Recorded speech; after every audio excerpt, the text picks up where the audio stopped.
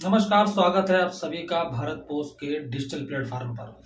आज हम बात करते हैं यूसीसी को लेकर। आपको बताते चलें, यूसीसी को लेकर कई तरह के झूठ एक साथ प्रचारित किए गए। यूसीसी पर भ्रम और भय खूब फैलाया गया ताकि मुस्लिम बैंक बोर्ड एक डर में रहे और एक मुश्त उन पार्टियों की तरफ गिरा रहे।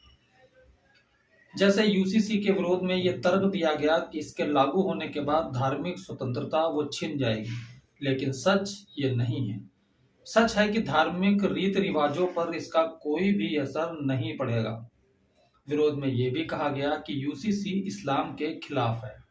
सच ये है कि ये सभी धर्मों पर समान रूप से लागू रहता है। विरोध में यह कहा गया कि इससे मुस्लिम महिलाओं के अधिकार छिन जाएंगे, जबकि सच ये है कि इससे लड़के और लड़कियों को संपत्ति में समान अधिकार मिलेगा। विरोध में यहां तक कहा गया कि ये एक पक्षी और पूर्वाग्रह से भरा हुआ कानून है। सच ये है कि इस कानून के लागू होने के बाद सबके अधिकार समान होंगे, कोई भेदभाव नहीं होगा।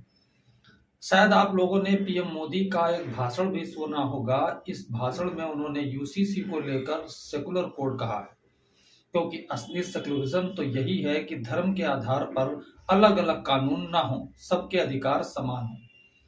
पीएम मोदी ने यह भी कहा कि जो कानून धर्म के आधार पर देश को बांटते, जो ऊंच नीच का कारण बन जाते, ऐसे कानूनों को आधुनिक समाज में कोई स्थान नहीं होना चाहिए। इससे नरेंद्र मोदी ने कहा कि मैं तो कहता हूं कि अब समय की मांग है कि देश में एक सेकुलर सिविल कोड हो। उन्होंने कहा कि हमने कम्युनल सिविल कोड में लगभग 75 साल बिता दिए हैं। अब हमें सेकुलर सिविल कोड की तरफ जाना ही होगा, और तब जाकर के देश में धर्म के आधार पर जो भेदभाव हो रहे हैं, समान नागरिक को जो दूरी महसूस हो रही है, उससे हमें मुक्ति मिलेगी। ये सारी बात जो मैंने बताई आपको, ये पीएम मोदी ने एक भाषण में कहा। समान नागरिक संहिता एक सामाजिक मामलों से संबंधित कानून है जो सभी पंथ के लोगों के लिए विवाह, तलाक, भरण पोषण, विरासत और बच्चा गोद लेने में समान रूप से लागू होता है। अच्छा, एक खूबसूरती और भी है कि भारत से अच्छी परिभाषा भी आपको कहीं नहीं मिल सकती। बताइए, ये दुनिया में इकलौता देश है, अगर आपसे पूछे कोई कि जिसपे धरती पर पाए जाने वाले सारे धर्म पाए जाते हों, तो वो सिर्फ और सिर्फ भारत है। यदि आपसे पूछे कि वो पारसी जो अपनी जमीन से मिट गया, वो अगर फल फूल रहा है तो किस देश में, सिर्फ और सिर्फ वो देश भारत है। यदि वो कोई एक देश जहां पर यहूदियों के साथ कोई अत्याचार नहीं हुआ, तो सिर्फ और सिर्फ भारत है।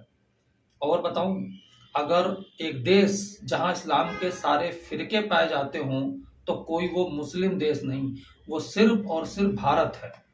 वो कोई एक देश जहां मस्जिदों में धमाके नहीं होते, तो वो सिर्फ और सिर्फ भारत है।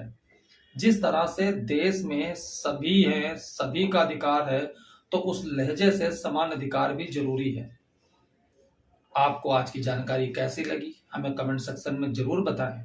और इस तरह की जानकारी यदि आपको अच्छी लगती है तो हमारे चैनल को लाइक और सब्सक्राइब जरूर करें, ताकि सभी प्रकार की जानकारियां हम आप तक साझा कर सकें। धन्यवाद। जय हिंद, जय भारत।